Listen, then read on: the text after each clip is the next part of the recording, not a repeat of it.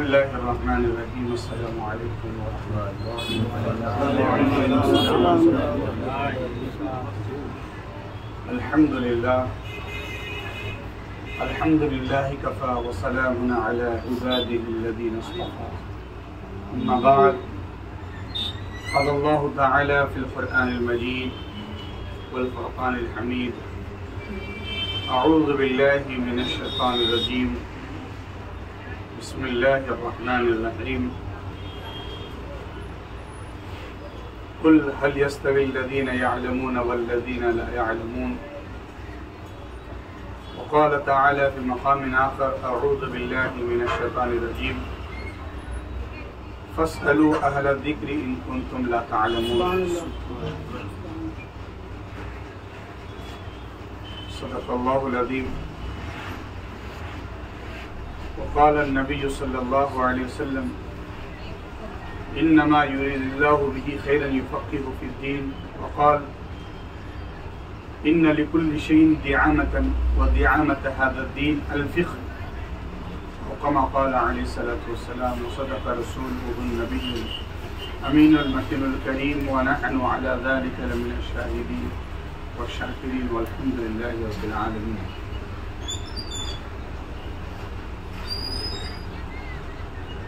بڑے لطیف ہے نازک سے گھر میں رہتے ہیں، بڑے لطیف ہے نازک سے گھر میں رہتے ہیں، میرے حضور میری چشم تر میں رہتے ہیں۔ بڑے لطیف ہے نازک سے گھر میں رہتے ہیں، میرے حضور میری چشم تر میں رہتے ہیں، مکان ان کا نہ فرش زمین عرش بری، مکان ان کا نہ فرش زمین عرش بری، وہ اپنے چاہنے والوں کے گھر میں رہتے ہیں۔ اسی تخیل کو شیخ الاسلام کا تخیل ہے۔ راز الہ آبادی کہتے ہیں کہ یاد مصطفیٰ ایسی بس گئی ہے سینے میں، جسم ہو کہیں اپنا دل تو ہے مدینے میں، کالی کملی والے کا گھر تو ہے مدینے میں، کالی کملی والے کا ہاں مگر وہ رہتے ہیں مومنوں کے سینے میں، کان ان کا نہ فرش زمین عرش بری، وہ اپنے چاہنے والوں کے گھر میں رہتے ہیں۔ سنا ہے آپ ہر عاشق کے گھر تشریف لاتے ہیں، میرے گھر میں بھی ہو جائے چراغ یا رسول، مکان ان کا نہ فرش زمین عرش بری، وہ اپنے چاہنے والوں کے گھر میں رہتے ہیں۔ خدا کے نور کو اپنی طرح سمجھتے ہیں، خدا کے نور کو اپنی طرح سمجھتے ہیں، یہ کون لوگ ہیں کس کے اثر میں رہتے ہیں؟ کیونکہ نور کی حد میں فقط نور ہی جا سکتا ہے، صرف اگر ہوتے بشر عرش پر کیسے جاتے ہیں؟ خالد شوق ایک مقام پر اور کہتے ہیں کہ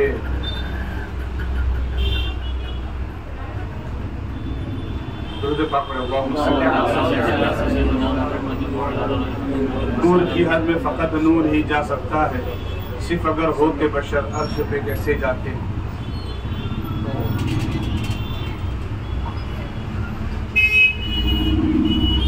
بڑے لطیف ہے نازک سے گھر میں رہتے ہیں، میرے حضور میری چشم تر میں رہتے ہیں، خدا کے نور کو اپنی طرح سمجھتے ہیں، یہ کون لوگ ہیں کہ ان کے اثر میں رہتے ہیں؟ یقین والے کہاں سے چلے کہاں پہنچے، یقین والے کہاں سے چلے کہاں پہنچے، جو اہل شک ہے وہ اگر میں مگر نہ رہے۔ ضیاء ملت ابو حنیفہ، سراج امت ابو حنیفہ، کہ ناز جن پر کرے امامت امام اعظم ابو حنیفہ۔ انہی سے ہونا تھی دی کی خدمت، میرے نبی کا ہے یہ اشارہ، ہے یہ حقیقت، میرے نبی کی ہے بشارت ابو حنیفہ۔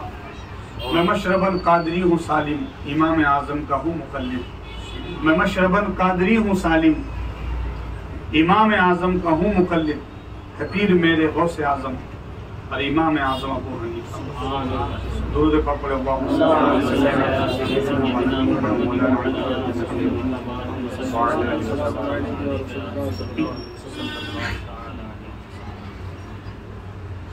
اللہ پاک کا عظیم احسان، ہم حضرت سبحان شاہ رحمۃ اللہ علیہ درگاہ سے متصل مسجد حضرت سبحان شاہ میں پروگرام کر رہے ہیں، اس پروگرام کو صدارت و سرپرستی حاصل ہے شاہی امام حضرت علامہ حافظ مولانا ضمیر الدین قادری صاحب قبلہ، اور اس پروگرام کے روح رواں خلیفہ شیخ الہند اور خلیفہ شیخ الاسلام، ہمارے کرم نواں، ہمارے بڑے ہی محبت اور ہر دل عزیز سب علماء کے چہیتے، عوام کے چہیتے، اور حضرت مولانا اقبال اشرفی علیہ صوفی باصفا مرحوم کی خصوصی نظر جن پر رہی، حضرت علامہ مولانا عمران اشرفی صاحب کے ملا، انہوں نے دعوت دی، اور اکتوبر کے بعد پھر آج کے اس پروگرام میں، اس سے پہلے اکتوبر میں پروگرام تھا غالباً غصبہ کا، اس کے بھی حاضری کا شرف ہوا تھا۔ اب چونکہ حضرت دعوت دیتے ہیں اور نہیں بولنا، کیونکہ اتوار کا دن ہی جو ہے وہ تھوڑا آرام کا دن یا کئی کام ہو جاتے ہیں، لیکن حضرت دعوت دے رہے ہیں اور ایک ایسی جگہ پر دعوت دے رہے ہیں اس کی مجال جو انکار کر سکے، سرکار کے قدموں میں بلا رہے ہیں۔ اب آپ ہم سب جانتے ہیں، ہم نے بزرگوں سے سنا تھا کہ صفوں کے بیچ میں درمیان میں جگہ رہی مسجد میں تو شیطان وہاں بھی آ کے بیٹھا تھا، لیکن ایک جگہ وہ ہے جہاں پہ شیطان نہیں آتا، وہاں سے بھاگتا، وہ اللہ والوں کا آستانہ ہے، تو وہ کون نہیں آنا چاہیں گا وہاں پہ۔ تو حضرت سبحان شاہ ولی رحمۃ اللہ علیہ کے آستانے پر ایک اتنی بڑی شخصیت کا تذکرہ، ایک اتنے بڑے بزرگ کا تذکرہ، اور یقیناً حضرت نے بجا کہا کہ ہم حضرت کے نام سے واقف نہیں، ہم انفی ہیں، اور ہم کو پتہ کہ امام ابو حنیفہ کا نام کیا ہے، آپ کہاں کے رہنے والے ہیں اور کن لوگوں سے پڑے ہوئے ہیں، اور ہم بے شک اپنے بزرگوں کا عرس کرتے ہیں، ہونا بھی چاہیے، اللہ والوں کا عرس ہونا چاہیے، یادیں ہونا چاہیے، لیکن جب 2 شعبان ہو اور سیدنا امام اعظم کا وصال ہو رہا ہے تو کیا ہم اتنے احسان فراموش ہو چکے ہیں کہ ہم اپنے بزرگوں کو یاد بھی نہ کر سکیں؟ ہمارے گھر میں وراثت کے معاملے ہو، طلاق کے معاملے ہو، نماز کے فرائض ہے، واجبات ہے، غسل کے فرائض ہے، واجبات ہے، نوافذ وضو، فرائض وضو، شرائط نماز، فرائض نماز، یہ تمام چیزیں، یہ سب بے شک حدیثوں میں قرآن میں موجود ہے، لیکن ان سب کو یکجا کرنے والا، ان سب کو ایک جگہ پر ایک ترتیب دینے والا اگر امت میں کوئی شخص ہے تو ابو حنیفہ ہے۔ یہ آپ کا احسان ہے، اور آپ نے یہ کیا ہے تو یقیناً اس کے پیچھے کچھ تو راز ہے کہ آپ نے کیا، آپ سے کام لیا گیا ہے، آپ نے خود نہیں کیا ہے، آپ نے کام لیا گیا۔ امام اعظم ابو حنیفہ کی وہ ذات ہے، اور ہر دور میں، اس دور میں بھی جس وقت آپ حیات تھے اس وقت میں بھی آپ کے حاسدین تھے۔ حسد کون نہیں کرتا بھائی؟ جہاں بھی کام ہوگا حسد والے پیدا ہوں گے، اور کام کی کامیابی کی علامت یہ ہے کہ آپ سے کوئی حسد کر رہا ہے، جل رہا ہے، سمجھ لو آپ کامیاب ہو رہے ہیں۔ تو کام والے کو، کام کرنے والوں کو یہ نہیں دیکھنا چاہیے کہ بھئی میرے مخالفت ہو رہی ہے یا میرا حسد ہو رہا ہے، جل رہے لوگ، اسے خوش ہونا چاہیے۔ کسی نے خوب کہا تھا کہ حاسد وہ محسود کا دشمن نہیں ہوتا، محسود کسی جس سے حسد کیا جا رہا ہے، جس کو اللہ نے نعمتیں دی ہے وہ محسود ہے، اور جو دیکھ دیکھ کے جل رہا وہ حاسد، اور جو جل رہا ہے جلن کو کہتے حسد۔ تو جس کو نعمتیں ملی ہے وہ محسود، تو حسد کرنے سے محسود کا کچھ نہیں بگڑتا، وہ اللہ کی نعمتوں میں رہتا ہے۔ ہاں حسد کرنے والے کا خون کم ہو رہا، وزن کم ہو رہا، الجھن ہے، تکلیف ہے، بی پی اس کو، شوگر اس کو، ہر پریشانی اسی کو ہو رہی ہے، کیوں؟ کسی کا دیکھا نہیں جا رہا۔ تو بزرگوں نے کہا حاسد سے بڑا دشمن کون ہو سکتا ہے جو خود کا نقصان کرے دوسرے کو دیکھ دیکھ کے۔ تو امام اعظم ابو حنیفہ سے اس وقت میں بہت حسد کیے لوگ، بہت اثر اتنا اثر کیا کہ آپ کے بارے میں عام کر دی کہ یہ قرآن اور حدیث کے علاوہ فیصلے کرتے، قرآن اور حدیث کے علاوہ باتیں کرتے. آپ سب جانتے ہیں، حضرت سے سنی ہوں گے اور بھی علماء سنی ہوں گے، اس سے پہلے وہ علماء کے نام آئے. امام باقر رضی اللہ تعالیٰ عنہ جو یہاں پہ بزرگوں کے نام لکھے ہوئے، پنجتن پاک ہے، ائمہ اہل بیت 12 ہے، تو ان میں سے 5ویں امام محمد باقر جو امام جعفر صادق کے لیے کنڈے کھاتے ہیں. ہم امام جعفر صادق کے والد امام محمد باقر بہت بڑے امام ہیں. ان کو بتایا کہ یہ ابو حنیفہ ہے. آپ ملے، اچھا آپ ابو حنیفہ ہیں؟ کہا آپ خود سے فیصلے کرتے ہو، اپنے دماغ اور ذہن لگا کر قیاس آرائیہ خود سے فیصلے؟ کہا حضرت میں یہ کیسے کر سکتا ہوں؟ پھر حضرت کو کہا کہ تشریف رکھیے اور پھر کچھ مسائل بتائے. حضرت بتائیے مرد کمزور ہے یا عورت کمزور ہے؟ پھر بتایا آپ نے کہ منی میں زیادہ بو آتی ہے یا پیشاب میں زیادہ بو آتی ہے. آپ نے پوچھا افضلیت فرض نماز کی ہے کہ فرض روزے کی ہے؟ یہ بتایا. اور بھی مسائل تھے جو کتابوں میں لکھا ہے، جو ہم نے پڑھا ہے. ایک عام آپ سب جانتے ہیں کہ عورتوں کے کچھ ایام ہوتے ہیں، ان ایام میں عورتیں اگر نماز چھوٹ گئی تو وہ نماز قضا نہیں کرنا ہے عورتوں کو. سب جانتے نا، لیکن 5 دن کے ایام ہے، 4 دن کے ایام ہے، 7 دن کے ایام ہے، مہواری ہوتی ہے عورتوں کی. تو ان دنوں میں اگر وہ نمازیں چھوٹ گئی تو اس کی قضا ہے کیا؟ لیکن روزے چھوٹ جاتے ہیں تو ان کی قضا ہے. حدیث میں ہے، قرآن میں وَإِن كُنتُمْ عَلَىٰ سَفَرٍ وَإِن كُنتُمْ مَرِيضًا أَوْ عَلَىٰ سَفَرٍ فَعِدَّةٌ مِّنْ أَيَّامٍ أُخَرَ، اس کی قضا دوسرے دنوں میں کر لو. حضرت روزے سے زیادہ افضل نماز ہے. قیامت کے دن سب سے پہلے نماز کے بارے میں پوچھ رہے ہیں. تو دماغ اور عقل تو یہ کہہ رہی ہے کہ قضا روزے کی کرو، یہ قضا نمازوں کی کرو ادا، روزے کی نہیں. لیکن میں وہی مسئلہ بتاتا ہوں جو قرآن و حدیث سے. پھر بتایا آپ نے منی جو ہے زیادہ بدبودار نہیں ہوتی، پیشاب بدبودار ہوتا ہے. لیکن غسل کب کرنا ہوتا ہے؟ جب منی نہیں. دماغ تو یہ بتا رہا ہے جب پیشاب کرے، جب غسل کرے. میں وہی بتاتا ہوں جو قرآن و حدیث کا. آپ نے حضرت بتائیے آپ مرد کمزور ہے یا عورت کمزور ہے؟ حضرت نے فرمایا عورت. الرجال قوامون علی النساء، مرد قوی ہے عورت پر. تو جب گھر میں فوت ہو جائے تو وراثت تقسیم ہوتی ہے. تو عقل تو یہ کہہ رہی ہے کہ زیادہ عورت کو دے، کمزور ہے نا عورت، اور مرد کو کم دے. لیکن میں وہی فیصلہ کرتا ہوں جو قرآن و حدیث کا ہے کہ عورت کو جتنا دی جائے گا اتنا دگنا مرد کو دی جائے گا، مرد کو جتنا دیا جا رہا ہے اس کا آدھا عورت کو دی جائے گا.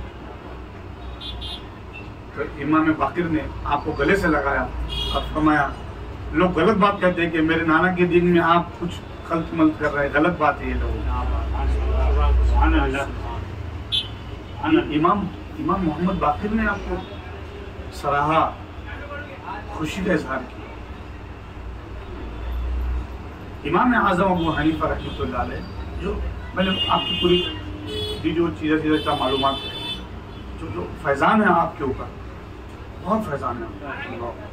نبوی فیضان ہے آپ کے، علوی فیضان ہے آپ کا، اہل بیت کا فیضان ہے آپ کا.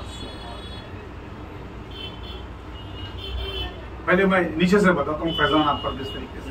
ایک امام باقر سے ملاقات ہو گئی، امام جعفر صادق کے ساتھ رہے. سبحان اللہ. اپنی عمر میں تقریباً 80-90 سال عمر پائی امام اعظم نے. آپ نے اپنی عمر میں 42 حج کی، اور 42 حج کی آپ نے. اور 42 حج میں مدینہ پاک پہ آتے ہیں، آپ ملاقات کرتے ہیں. جتنے بھی فقہ بیان کرنے والے ہیں آپ معلوم کر لیجئے. میں تو ادنا سا طالب علم ہوں، بڑے بڑے فقہ اور علماء اور مفتیان کرام سے معلوم کرے کہ امام احمد بن حنبل، امام مالک، امام شافعی، یہ تو مجتہدین ہیں. حضرت سفیان ثوری، حضرت امام زہبی، امام بخاری، امام ترمذی، امام مسلم، امام داؤد، امام نسائی، جتنے بھی حدیث کے شارحین ہیں، ان سب میں بتا دیجئے جتنے بھی جن لوگوں نے فقہ ترتیب دیے، جن لوگوں نے حدیث بیان کی، ان میں سے کسی نے صحابہ کو دیکھا ہے کیا؟ نہیں، امام اعظم نے صحابہ کو دیکھا، صحابہ سے درس لیا، صحابہ سے ملاقات کی. تو آج جو بونے بونے لوگ ہیں، چھوٹے چھوٹے لوگ ہیں، چوزے کی طرح چو چو کرتے ہیں اور منہ کھولتے ہیں امام اعظم کے تعلق سے، وہ سب چیزیں ایک طرف رکھے، وہ بتائے تو صحیح. امام شافعی کے آپ اقوال ذکر کر رہے ہیں، بخاری لے کر آپ کہہ رہے ہیں. آپ دیکھیے نا، امام بخاری کی بخاری پر جنہوں نے لکھا ہے کہ یہ بخاری ہے اور یہ حدیثیں جمع کی ہے اسماعیل بن بخاری نے، محمد بن اسماعیل نے، تو امام بخاری اپنی کتاب کو آتھینٹک کرنے کے لیے جس کے پاس دے رہے ہیں کہ پلیز چیک، اس کو چیک کیجئے اپنے اساتذہ میں سے. امام بخاری آپ تو جانتے ہیں قرآن کے بعد کسی کا مرتبہ تو بخاری شریف. تو امام بخاری رحمۃ اللہ علیہ جب ترتیب دیتے ہیں، وہ کیسی ترتیب دی آپ کو پتا ہے، آپ کو سب معلوم ہے. غسل کرتے تھے، استخارہ کرتے تھے، پھر حضور کی تعلیم سے اشارہ ہوتا تھا، پھر آپ لکھتے تھے. حرم میں لکھا، اپنے مسجد نبوی میں لکھا. آج بھی وہ مسجد نبوی کے باہر بخاری مسجد ہے، امام بخاری وہاں لکھتے تھے.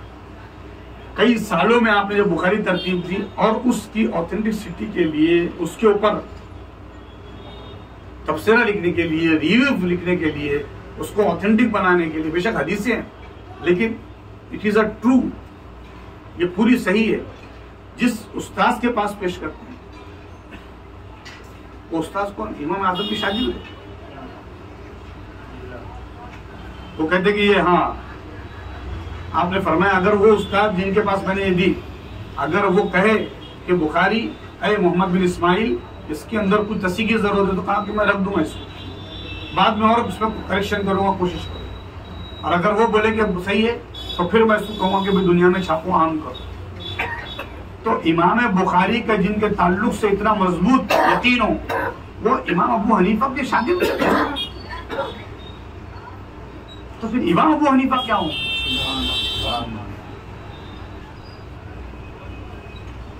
تو امام ابو حنیفہ جن کا نام نعمان بن ثابت ہے، جب یہ چھوٹے تھے تو ان کے دادا حضرت علی کے پاس لے گئے، ان کے دادا ان کو گود میں. یا پھر روایت میں آتا ہے کہ ان کے والد حضرت ثابت کو ان کے دادا نے، اس لیے کہ یہ رہنے والے کوفہ کے، کوفہ عراق کا شہر ہے. حضرت علی رضی اللہ تعالیٰ عنہ اپنے دور خلافت میں خلافت آپ نے کوفہ سے کی، ہم سب جانتے ہیں مدینے سے نہیں کیا. حضرت عثمان غنی کی شہادت کے بعد حالات صحیح نہیں تھے مدینے کے، اور حضرت علی کی یہ چاہت تھی، اور حضرت علی مدینے کی تقدیس کا خیال رکھتے ہوئے کہتے تھے کہ یہاں پہ خون خرابہ نہیں ہونا چاہیے، اس لیے آپ شفٹ ہو گئے کوفہ اور خلافت کوفہ سے کی. تو امام ابو حنیفہ کے والد، ان کا نام ہے ثابت، جب وہ پیدا ہوئے تو پھر ان کو لے کے گئے تھے ان کے دادا، امام ابو حنیفہ کے دادا، ان کے والد کو حضرت علی کے پاس لے گئے اور گود میں دے دیا. حضرت علی ان کو گود میں لے کے کھیلتے رہے اور فرمایا اس کی خاندان سے اللہ خوب علم کا کام لے گا، ان کی نسلوں سے خوب کام چلے گا. اور امام ابو حنیفہ کے لیے مولا علی نے دعا کی تھی. ابھی ہو گیا یہ. اب دیکھیے علوی فیضان، اس کو کہتے ہیں مولا علی کا فیضان. اس کے بعد دوسرا فیضان دیکھیے آپ کہ امام ابو حنیفہ نے خواب دیکھا. اس سے پہلے خواب سنا آپ نے کہ نبی اکرم صلی اللہ علیہ وسلم کی ہڈیاں مبارک آپ جمع کر رہے ہیں. تو امام ابو حنیفہ بہت پریشان ہوئے کہ اللہ پاک نے نبی کے جسم پر حرام کر دیا ہے مٹی کو کہ کھائے اس کو، پھر حضور کی ہڈیاں میں دیکھ رہا ہوں. بہت پریشان. اتفاق سے اس زمانے میں بڑے بڑے معبرین میں سے ایک بڑی شخصیت تھی. تو آپ نے اپنے ایک شاگرد سے کہا کہ ایسے ایسے خواب کی تعبیر پوچھو، یہ مت بتانا کہ یہ خواب کس نے دیکھا. تو وہ جا کے شیخ سے کہے کہ شیخ ایک خواب دیکھا ہے کسی نے کہ نبی اکرم کی ہڈیاں دیکھنے والا جمع کر رہا ہے. تو کہا یہ تو بہت خطرناک خواب ہے، ایسا تو دیکھنا بھی نہیں چاہیے، پتہ نہیں کیا ہے اس خواب میں. لیکن ہاں آپ اس زمانے کے ایک بڑے معبر ہیں اور وہی استاد ہے ابن سیرین رحمۃ اللہ تعبیر الرؤیا انہی کی کتاب لکھی ہوئی ہے اور سب انہی سے علم ہوا. اللہ نے ان کو بہت نوازا تھا. علامہ ابن سیرین رحمۃ اللہ علیہ لوگ کہتے ہیں کہ وہ تابعین بھی رہے یا پھر تابعین کو انہوں نے دیکھا. علامہ ابن سیرین کے پاس جب یہ امام ابو حنیفہ کے شاگرد تھے, کہا کہ حضرت ایک خواب دیکھا گیا ہے کہ نبی اکرم کی ہڈیاں دیکھی ہے دیکھنے والے نے اور اس کو جمع کر رہا ہے دیکھنے والے. ابن سیرین نے کہا کہ بابا یہ معمولی خواب نہیں, یہ خواب معمولی نہیں اور دیکھنے والا بھی عام نہیں ہے, ذرا بتاؤ کون ہے. تو کہا حضرت میں نہیں بتا سکتا کون ہے, آپ اس کی تعبیر بتائیے. کہا نام بتاؤ. نام کیوں نہیں بتاتے؟ جب بہت اصرار کیا تو شاگرد نے نہیں بتایا. ابن سیرین نے کہا کہ ابو حنیفہ نے دیکھا یا کہ ابو حنیفہ نے دیکھا؟ تو کہا حضرت آپ نے کیسے اندازہ لگایا؟ کہا اس زمانے میں ایک وہی ہے جو نبوی حدیث کو جمع کر سکتا ہے, جو قرآن سے حدیثوں کو, قرآن سے مسائل کو استخراج کر سکتا ہے, استنباط کر سکتا ہے. قرآنی سمندر کے اندر دھوکہ لگانے والا اگر کوئی ہے تو وہ ابو حنیفہ ہے. تو شاگرد نے نظر جھکا لی اور کہا حضرت اس کی تعبیر بتا دے. تو کہا میں نے ذکر نہیں کیا ابھی تم کو کہ نبوی فیضان کو جمع کرے گا, قرآن سے مسائل کو نکالے گا, حدیث سے مسائل کو نکالے گا. آتے قیامت تک, آتے زمانے تک جو لوگ مسائل نہ نکالتے ہوں گے, جو لوگ پریشان ہوں گے, وہ ابو حنیفہ کے حل کردہ مسائل کو پڑھ پڑھ کے اشارے پہ چلتے جائیں. اب بتائیے امام ابو حنیفہ رحمۃ اللہ علیہ کے اوپر کیسا فیضان تھا. علامہ جلال الدین سیوطی رحمۃ اللہ علیہ یہ شافعی مفسر ہے, بہت بڑے مفسر. دور منصور بھی لکھا ہے, تفسیر دور منصور. تفسیر جلالین ہم علماء پڑھتے ہیں, جلالین کمالین آپ ہی کی لکھی ہوئی. خصوصی جلال الدین سے جلالین بنائی تفسیر کا نام. علامہ جلال الدین سیوطی تبییض الصحیفہ کتاب ہے آپ کی, اس میں لکھتے ہیں آپ کے شاگرد امام شامی کہ اللہ کے رسول صلی اللہ علیہ وسلم سے جب پوچھا گیا سورہ جمعہ کی تفسیر کے بارے میں تو کہا یا رسول اللہ بعد میں وہ کون لوگ ہیں جو علم کا فیضان بہت ہوگا. آقا نے فرمایا کہ سلمان فارسی کے گھر والوں میں ہوں گے یا ان کے قبیلے میں ایسے لوگ ہوں گے کہ اگر اللہ پاک علم کو آسمانوں میں اٹھا لے, سورج پہ اٹھا لے, تو ان کے قبیلے سے ایسے لوگ پیدا ہوں گے جو آسمانوں پر جا کر اس علم کو حاصل کریں.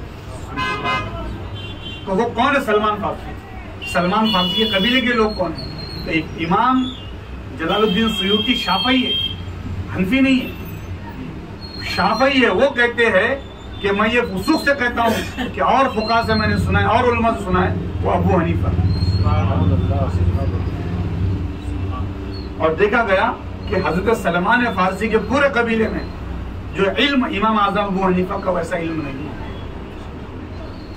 تو معلوم کیا ہوا؟ نبوی اشارہ ہے. ابھی جو میں نے کہا کہ میرے نبی کی بشارت امام ابو حنیفہ ہے, کیونکہ اللہ کے رسول صلی اللہ علیہ وسلم نے صحابہ کی مجلس میں محدثین ذکر کرتے ہیں, اسی طریقے صحابہ ذکر کرتے ہیں کہ جب ہم نے پوچھا یا رسول اللہ وہ کون لوگ ہیں جو آپ کے بعد بھی ہوں گے اور علم اتنا حاصل کریں گے, تو صحابہ کہتے ہیں کہ حضور نے حضرت سلمان فارسی کندھے پر ہاتھ رکھا. تو صحابہ کہتے ہیں اشارہ کیا سلمان فارسی کی طرف, ان کے قبیلے سے بولے اور وہ امام ابو حنیفہ.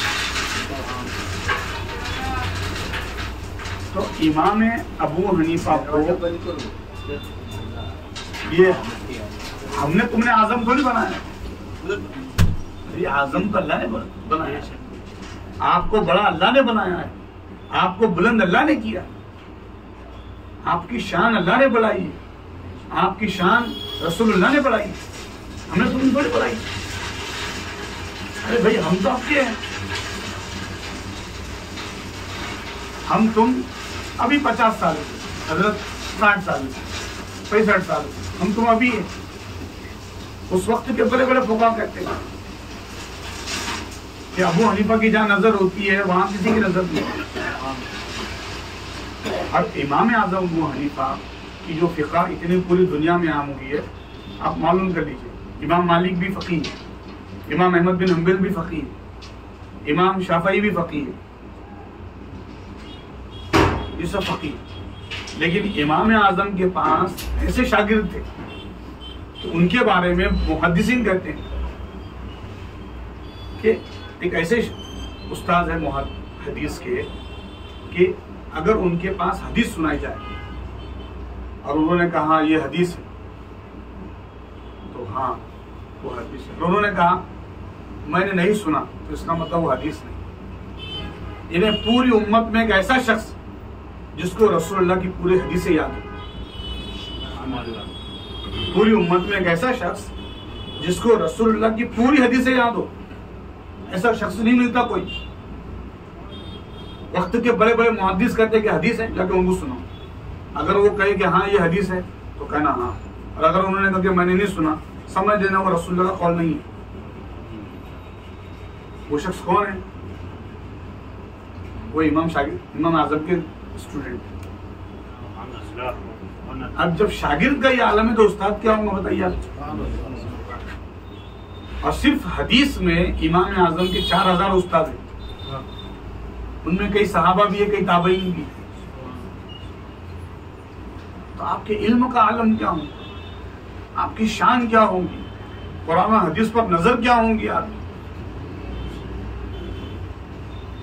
اب ایک بڑی پیاری بات ہے، حضرت سفیان ثوری کا زمانہ ہے، بہت بڑے صوفی، بہت بڑے بزرگ فقیہ بھی سفیان ثوری رحمۃ اللہ۔ ایک شخص امام سفیان ثوری کے پاس گیا تھا، حضرت ایک شخص نے اپنے بیوی کو کہا کہ تو اگر اس پانی میں نہائیں گی تو تجھے طلاق، اور بیوی نے وہ پانی میں ڈبکی لگا دی تو طلاق ہوئی کہ نہیں؟ تو حضرت نے کہا کہ ہو گئی، طلاق ہو گئی، اور بھی کچھ لوگوں کے پاس طلاق ہو گئی۔ اس کو اطمینان نہ ہوا، کسی نے کہا کہ جاؤ ابو حنیفہ کے پاس اس مسئلے کو معلوم کرو۔ امام اعظم کے پاس وہ شخص آیا، اس نے بتایا، امام اعظم نے فرمایا طلاق نہیں ہوئی۔ اب وہ خوشی خوشی اس نے کہا کہ بھائی طلاق نہیں ہوئی، ابو حنیفہ نے کہا ہے۔ پھر سفیان ثوری کے پاس گیا، ان کے پاس گیا، ان کے پاس گیا، یہ کیسی بات ہے؟ ہاں، حرام کو حلال کرنے والے ابو حنیفہ کون ہے؟ اس کا حل کیا ہے بتاؤ؟ کچھ اور بھی پوچھا کہ ابو حنیفہ نے؟ تو سب وہ جمع ہو گئے تھے، سب جنہوں نے طلاق ہو چکی ہے مسئلہ دے دیا تھا، اسے سوچا کہ ابو حنیفہ نے یہ ایسا جواب کیوں دیا ہے، یہ طلاق واقعی نہیں ہوئی۔ تو جو سائل تھا، جو استفتاء لے کر گیا تھا، امام اعظم ابو حنیفہ نے اس سے پوچھا وہ بہتے ہوئے پانی تھا کہ رکا ہوا پانی تھا؟ تو کہا حضرت وہ بہتا ہوا پانی تھا۔ تو کہا تیرے بولنے کے فوراً بعد نہا لی اس نے خاتون نے کہ کچھ دیر کے بعد نہائی؟ تو کہا جو پانی بہتا ہوا تھا ہماری پہلے بحث ہوئی، بحث ہونے کے بعد پھر اس کے اندر اس نے ڈبکی لگائی، نہائی۔ پھر امام اعظم کے پاس بات ہوئی تو امام اعظم نے فرمایا کہ اس پانی میں اگر تو نہائیں گی تو تجھے طلاق ہے۔ اور یہ بات یہاں ختم نہیں ہوئی تھی، کچھ دیر چلتی رہی جب تک وہ پانی بہہ چکا تھا۔ وہ پانی بہتا ہوا تھا، اب پانی جو آیا ہے وہ دوسرا تھا، لہذا اس میں نہائی تو طلاق نہیں ہوئی۔ حضرت سفیان ثوری اس وقت کے فقہا نے کہا ابو حنیفہ کی جہاں نظر ہوتی ہے وہاں ہماری نظر نہیں ہوتی، ابو حنیفہ وہاں دیکھ سکتے جہاں ہم نہیں دیکھ سکتے۔ تو حضرت غور کریں، ایسے اندر ڈیپ میں دیکھنا، گہرائی میں دیکھنا، اتقوا فراست المومن انہ ینظر من نور اللہ، مومن کی فراست سے بچو، اللہ کے نور سے دکھتا ہے۔ امام اعظم کی وہ شان، اور امام اعظم کے پاس بیٹھے ہوئے امام ابو یوسف ہے، امام محمد ہے، امام ظفر ہے، امام سفیان ثوری ہے، فضیل بن عیاض ہے، اللہ اکبر، وقت کے بڑے بڑے صوفی بیٹھے ہوئے ہیں، وقت کے بڑے بڑے علماء بیٹھے ہوئے، وقت کے بڑے بڑے فقیہ بیٹھے ہوئے ہیں۔ اور آپ فرماتے تھے حضرت یہ مسئلہ ہے، ہم اس کے اوپر ڈسکس کریں گے، اب اس کا حل کیا نکلا ہے، ہم نے حل یہ نکالا ہے، آپ بتائیے۔ تو صوفیہ بھی کہتے ہیں کہ اس کا مسئلہ صحیح یہی ہے، اس کا حل یہی آپ جو بیان کر رہے ہیں۔ صوفیہ، عرفاء، فقہاء، مجتہد، محدث، مفسر، عقائد کے، اصول کے، تفسیر کے، تاریخ کے، حدیث کے سب بڑے بڑے ماہرین کہتے ہیں کہ اس کا یہ حل، پھر اس مسئلے کو لکھا جاتا، اور پھر وہ مسئلہ کئی مہینوں کے بعد ڈسکس ہو کر فائنل ہو کر ہمارے پاس پہنچا ہے۔ ایسا نہیں کہ امام ابو حنیفہ اکیلے بیٹھ گئے، لکھ لیا اور کہا کہ چلو اس کے اوپر عمل کرو، ایسا نہیں ہے۔ آپ کی بڑی مجلس ہوتی تھی. آپ کے شاگرد کی کوئی مثال نہیں ہے. امام احمد آپ کے بیٹے ہیں, امام محمد آپ کے شاگرد ہیں, امام ظفر آپ کے. آج دنیا میں کوئی ایسا ملے گا نہیں ایک شخص, اتنے بڑے بڑے فقیر کہ ان کے پائے کا کوئی نہیں. امام اعظم جب اتنے بڑے عالم ہیں, اتنے بڑے فقیر ہیں, اتنا آپ کے پاس اخلاص بھی ہے. وقت ختم ہونے پر ہے, اور چند باتیں آپ کے اخلاص کی بھی ذکر کروں, تقوی کی بھی ذکر کروں. یہ علم تو آپ نے سن لیا, اجتہاد آپ کا اتنا بلند ہے آپ نے سن لیا, نبوی اشارہ آپ نے سن لیا. آپ کا بیٹا حماد جیسے حضرت کے فرزند ہے, ایسے ہی پڑھنے کے لیے گئے حماد, تو استاد نے سورہ فاتحہ پڑھائی, خوشی خوشی آ کے کہا کہ آج استاد نے سورہ فاتحہ پڑھائی. تو اپنے خادم سے کہا کہ جا کے یہ استاد کو دے دو. وہ خادم گیا, خادم نے جا کے حضرت کو پیش کیا استاد کو. استاد نے دیکھا ابو حنیفہ نے دیا ہے, دیکھیں 1000 اشرفی, آج کے 50,000 روپے. وہ خادم کے ساتھ واپس آیا, کہا حضرت شاید کچھ مغالطہ ہو گیا, اتنی بڑی رقم آپ نے بھجوا دی. تو آپ نے کیا فرمایا, آپ نے اللہ کے کلام کی سکھائی میرے بچے کو کی. ابو حنیفہ کے پاس اور جو کچھ ہوتا نا وہ سب دیتا, تم نے میرے بچے کو قرآن سکھایا ہے, اللہ کے کلام کی تعلیم دی ہے, یہ تو کچھ بھی نہیں اس کے لیے. یہ ایک وقت کا ایک بڑا امام یہ کہہ رہا ہے. اور آج ہم فزکس کے لیے, کیمسٹری کے لیے, میتھس کے لیے, جغرافی کے لیے سال بھر کی فیس 28,000 دیں گے, اور قرآن پڑھانے کے لیے ایسا امام سوچیں گے 100 روپے میں پڑھائیں. یعنی آپ خود بتا رہے ہیں کہ آپ کی نظر میں قرآن کی اہمیت کیا ہے. مولانا بیچارے کیمپ سے آ رہے, سٹی سے جا رہے کونڈوا پڑھانے کے واسطے, کونڈوا سے پڑھانے کو آ رہے بھوانی پیٹ, پیٹرول اپنا ڈال رہے. پھر امام صاحب کا آخر میں جب مہینہ ہوا 300, تم اور بھی پڑھاتے ہوں گے لوگوں کو. امام صاحب کیا بولتے, تم اور بھی بچوں کو پڑھاتے ہوں گے, 300 روپے رکھتے. پھر اس میں 1-2 دن امام صاحب نہیں آئے تو بولتے پیسے کاٹ دیے میں 2 دن, آپ نہیں آئے. ہم خود دیکھیے, ہمارے امام نے بتایا کہ قرآن سکھانے والا اس کی شان کیا ہوتی ہے. بعد میں آپ امام احمد کے اوپر اور تعلیم, آپ نے اور اساتذہ کو بہت نوازا, بہت دیا, اور بتایا آپ نے کہ جو علم دین سکھانے والے ہیں ان کا ادب بہت ضروری ہے, ان کا لحاظ بہت ضروری ہے, ان کی اہمیت بہت ضروری ہے, ان کی قدر بہت ضروری ہے. آج ہم پریشان اس لیے, آج ہم تکلیف اس لیے, آج ہمارے بچے نافرمان اس لیے, ہم نے خود دین کے وقت کم کر, دین کی قدر کم کر دی. مکتب کو ہمارا بچہ جا رہا تو میلے کپڑوں میں جائیں گا, مسجد میں ہمارا بچہ جا رہا تو کچھ بھی پھٹے ہوا پینٹ ہوگا کچھ بھی, لیکن اسکول کو جا رہا ہے برابر اس کو نہلائیں گے, لوشن لگائیں گے, پاؤڈر لگائیں گے, بال جمائیں گے, ساکس پہنائیں گے, شوز کی لیس باندھیں گے, شوز کو پالش بھی کریں گے. جی ایک دن شوز پالش نہیں رہتا تو ادھر سے نوٹس آتی, آپ کا بچے کا شوز پالش نہیں کرتا. پھر اس کے بعد بچہ آتا ہے, بچہ آنے کے بعد کہتا ہے کہ یہ ہوم ورک کراؤ, چلو. کسی دن ہوم ورک نہیں کرا, ٹیچر پیرنٹس میٹنگ میں دھلائی ہو جاتی, بچوں کو لے کے بیٹھے نہیں آپ, اور وہاں ایک لفظ منہ کھولتے نہیں. ہم 40,000 کا کو دے رہے ہیں, 48,000 کا کو دے رہے ہیں, ہم پڑھانے کے لیے دے رہے, لیکن نہیں, اس کے بعد ہوم ورک بھی ہے, پھر ایکٹیویٹی الگ, یہ بناؤ وہ بناؤ, یہ کلر بھرو وہ کلر بھرو. لیکن مکتب کے لیے خالی حضرت نے بولے ایک حدیث یاد ہے, حضرت کو بولو نا وہی یاد کرواؤ مکتب میں, مسجد میں, کو گھر پہ بھیج رہے یاد کرانے کو, ہم کو وقت ہے کیا؟ دوہرا معیار دیکھیے نا کس طرح. میں ناظرین کو آج یہ سوشل میڈیا کے ذریعے, حضرت سبحان شاہ درگاہ رحمۃ اللہ علیہ چینل کے ذریعے میں بالکل سب سے کہوں گا, یہ دوہرا معیار ختم کر دیجیے. علم دین کی اہمیت, اقرا کا پیغام سب سے پہلے قرآن میں اللہ نے اتارا ہے, تعلیم کا پیغام سب سے پہلے ہم کو دیا گیا ہے.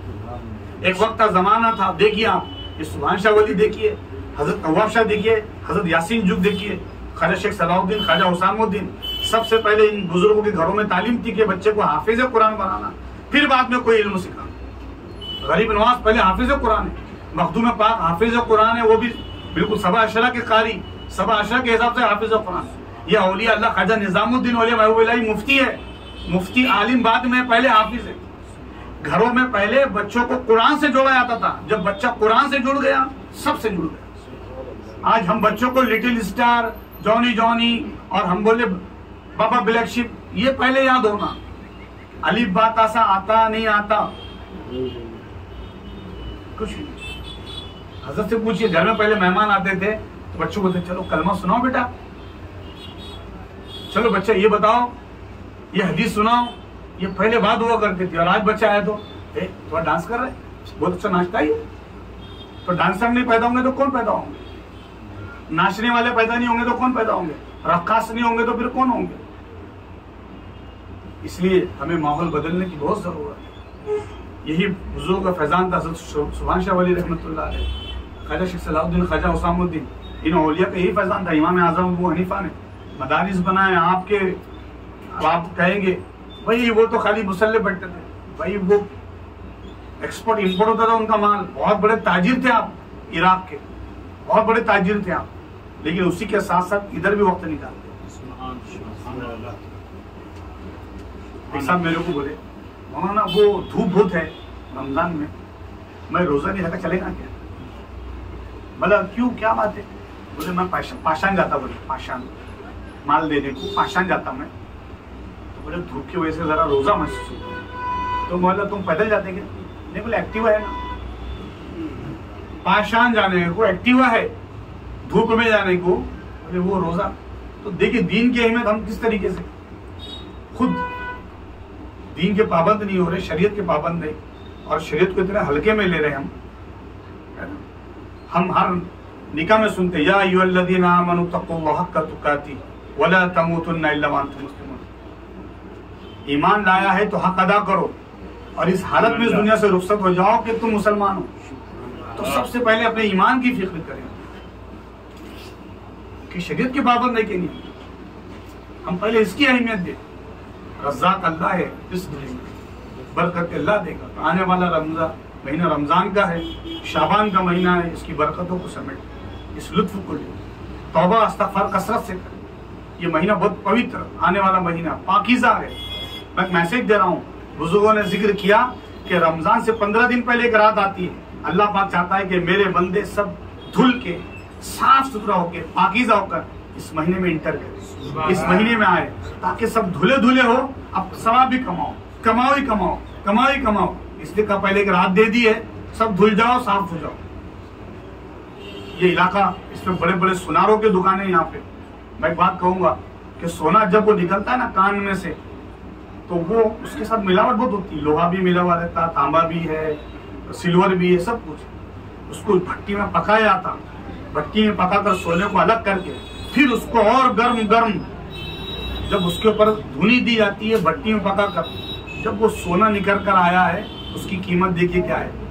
آج 86,000 روپے تولہ، 80,000 روپے تولہ. کیوں؟ اب اس کی دیکھیے لوگوں کی نظروں میں چمکتا ہے، کھنکتا ہے.